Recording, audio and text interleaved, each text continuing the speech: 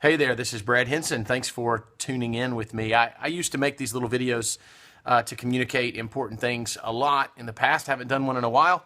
Thought I would kind of get back on the horse and try it again today about a topic that means a lot to me. It's the end of the year. It's December 30th, and tomorrow will be the final day of 2015. And then we're right into 2016. Man, the years have gone by so fast. I remember what it was like in 1999, thinking about the new millennium and the beginning of a new decade and all the change that was ahead of us. And so for the past almost now 16 years, I've been in Western Kentucky doing ministry and leading families and trying to be helpful when I can and doing my best to share compassion, acceptance, and truth in the lives of the people that I encounter. And one of the things that I've noticed over the years is that a lot of times we as believers, little by little, it's usually not quickly, but little by little, other things will begin to take our priority. Whether it's the dream of a certain kind of home or car or just things in general, trying to kind of keep up with those around us. When it comes to finances and resources and even time, a lot of times what happens is that at the end of the day or at the end of the week or at the end of the month, there's just simply not enough left over to do the things that we wanted to do or that we said we would do or that we would try to do.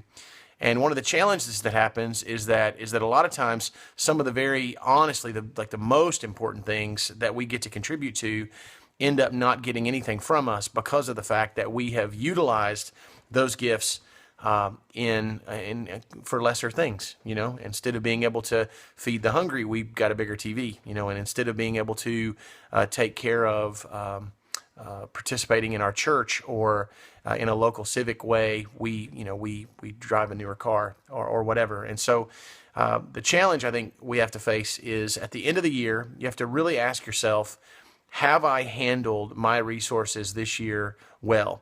Have I contributed to things that matter to me and to God?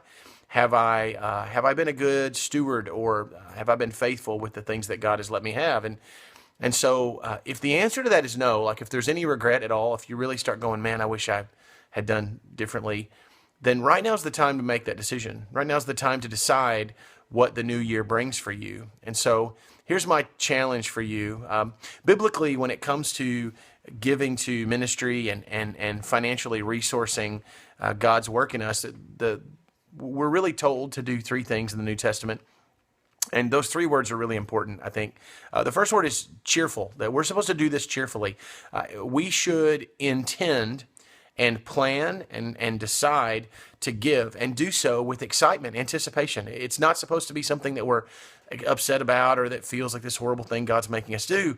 No, this is something that we look forward to and get excited about. And so I want to make sure that we first just kind of check our hearts and say, am I a cheerful giver? And if you're not, that doesn't mean you shouldn't give. That means that you ought to work on being cheerful. You work on your attitude.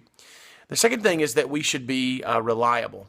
And reliability in our giving, it really means this. You see, I'm not contributing or committing to a team that I'm going to give as long as I got it. As long as another better deal in my mind doesn't come along, then I will contribute. No, that's not really the goal. The goal is for us to be reliable. Now, reliability is not something that a lot of people take seriously, but you really should.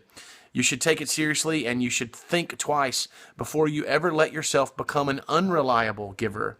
We want to make sure that whatever it is that God has called us to, that we have discerned is extremely important for us in that we commit to it and we make other decisions in our life so that we are not in a place where we can't do what we said we would do. And the third thing is that our giving is supposed to be sacrificial. We're supposed to feel it. In other words, if you've got a lot of money left over and then you give a little bit of it away, that might feel good, but really that's not sacrificial giving. If it doesn't really cost you anything, then it's not the kind of giving that helps you grow spiritually. And so I want to challenge you to consider what the Scripture teaches us about giving, that we should be cheerful, reliable, and that we should be sacrificial. And look at 2016 as a year when you can contribute to what God is doing in your life and in your community and your world through your church or other ways that are, in addition to that, offerings that could be helpful. This is a year to be generous. Thanks.